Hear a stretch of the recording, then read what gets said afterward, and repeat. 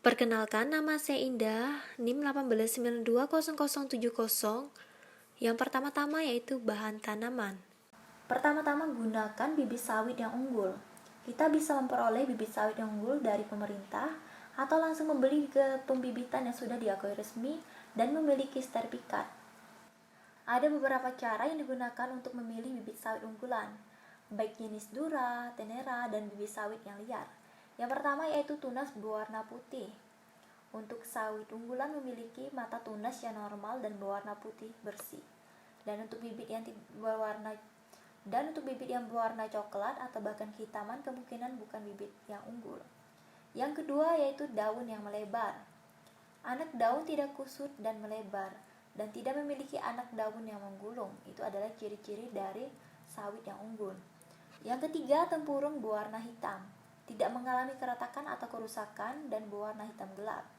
Yang keempat, kondisi akarnya terlihat segar, tidak kering, memiliki warna calon akar yang kekuning-kuningan mendekati hijau. Akar tidak terlalu panjang, memiliki panjang sekitar 2-3 cm. Yang kelima itu kondisi batang bibit sawit. Pilihlah bibit sawit yang batangnya pendek dan gemuk karena lebih kuat dibandingkan batang yang tinggi dan kurus. Dan untuk bibit sawit yang unggul memiliki ukuran panjang sekitar 2-3 meter. Selanjutnya yaitu budidaya sawit. Yang pertama yaitu aturan pola dan jarak tanaman. Gunakanlah foil lining agar lahan yang digunakan bisa lebih efektif dan digunakan untuk mempertahankan jumlah populasi per hektar dengan tetap memperhatikan tingkat kesuburan tanahnya. Perkebunan sawit kebanyakan ditanam di lahan marginal dan untuk menyuburkan tanah kita harus menggunakan GDM Black Boss. Dosis penggunaan GDM Black Boss yaitu sekitar 10 kg per hektar atau sekitar 75 gram per pokok yang diberikan pada lubang tanam. Yang kedua yaitu waktu tanam yang tepat. Setelah ditanam, pohon harus dirawat. Yang pertama yaitu penyulaman dan penjarangan. Apabila ada bibit sawit yang mati dan terkena penyakit, maka bibit sawit harus disulam. Ini pada umur 10-14 bulan. Yang kedua yaitu penyiangan untuk membersihkan gulma atau tanaman pengganggu sawit. Yang ketiga yaitu pemupukan kelapa sawit. Pemupukan dilakukan sesuai dengan umur, menggunakan setengah dari dosis pupuk kimia dan ditambahkan pupuk organik cair GDM. Di sini ada dosis penggunaan POC GDM. Untuk umur 0-3 bulan, dalam kurung 20 ml per 1 liter. 10 liter larutan untuk 100 bibit sawit per aplikasi disiramkan di dalam polybag selama per 15 hari atau 6 kali aplikasi.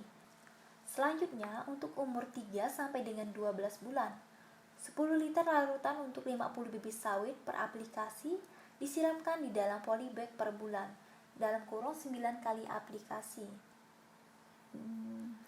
Saat tanam, 2 larutan per lubang, disiram di dalam lubang tanaman. 0-4 tahun, 5 liter larutan per tanaman disiram di dalam piringan atau dekat perakaran setiap bulan, yaitu 24 kali aplikasi.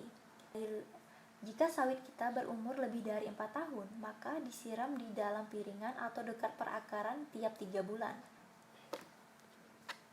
Fungsinya yaitu yang pertama mengurangi asam lemak bebas dan meningkatkan rendaman minyak. Yang kedua mengurangi diferensiasi bunga jantan dan mengurangi bunga banci. Yang ketiga meningkatkan pertumbuhan N dari alam dan mengurangi P dan K sehingga digunakan mengurangi pupuk kimia. Yang keempat meningkatkan pertumbuhan dan menghasilkan zat perangsang tumbuh alami. Yang kelima yaitu menghasilkan antibiotik alami. Selanjutnya yaitu pengendalian hama penyakit. Agar produksi kelapa sawit menjadi maksimal, di bawah ini adalah hama dan penyakit yang menyerang kelapa sawit yang harus kita kendalikan.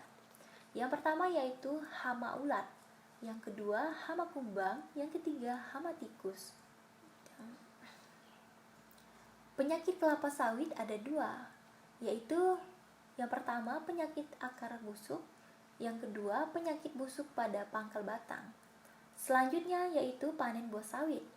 Umur sawit mulai panen yaitu sekitar 2,5 tahun dan masa 5,5 bulan setelah penyerbukan.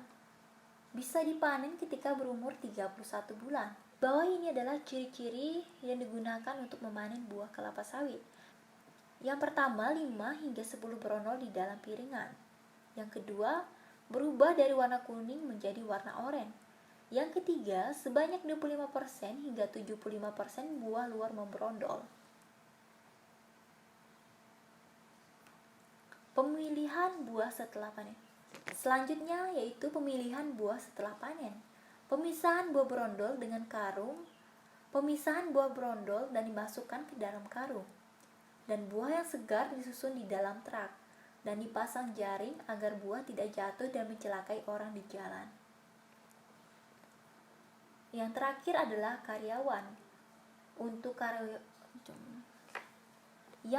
adalah karyawan. Untuk karyawan wajib menggunakan alat keamanan kerja yang sudah ada dan disediakan perusahaan. Bisa seperti helm, sarung tangan, sepatu boot, dan lain sebagainya. Di dalam lapangan dan di kantor wajib ada alat P3K dan tenaga medis yang membantu apabila ada karyawan yang mengalami sakit dan lain sebagainya. Untuk karyawan wajib mematuhi protokol keselamatan kerja dan SOP yang ada di perusahaan. Karyawan wajib mengikuti pelatihan kerja yang ada. Apabila melanggar, wajib bertanggung jawab. Sekian presentasi dari saya, kurang lebihnya saya mohon maaf. Saya ucapkan terima kasih.